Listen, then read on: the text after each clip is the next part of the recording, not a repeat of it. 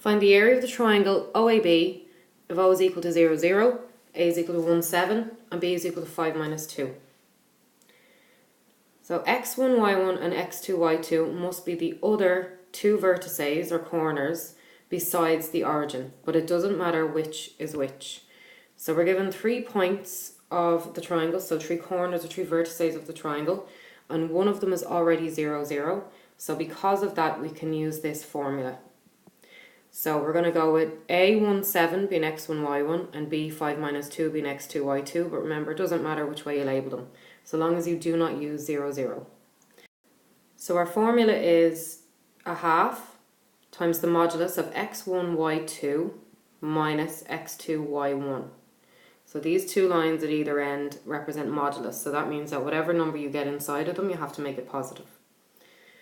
So it's going to be a half times 1 times minus 2 minus 5 times 7. So 1 times minus 2 is minus 2, 5 times 7 is 35, and minus 2 minus 35 is minus 37. So it's half of the modulus of minus 37, so it's going to be the half of positive 37, and a half of 37 is just 37 over 2 units squared. A is 3 minus 1, B is 4, 2, and C is minus 1, 3. So these are 3 points, and we want to find the area of the triangle ABC.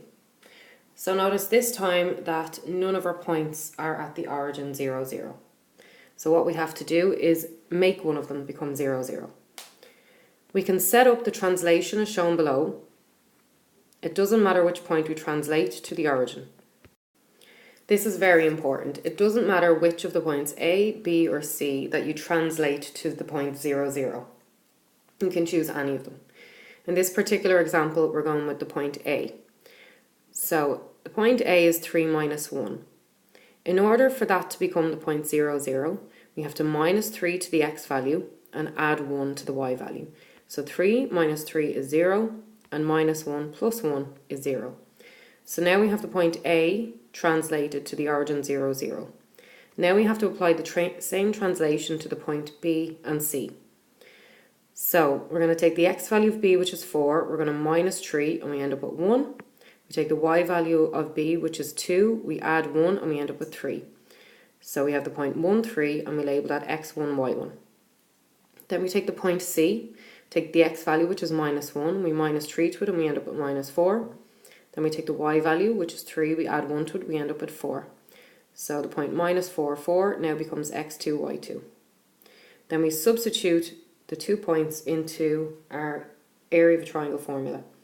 So we have half times the modulus of x1, y2 minus x2, y1. So that gives us a half of 1 times 4 minus 4 times 3. So that gives us half of the modulus of 16. So that's just half of 16, which is 8 units squared.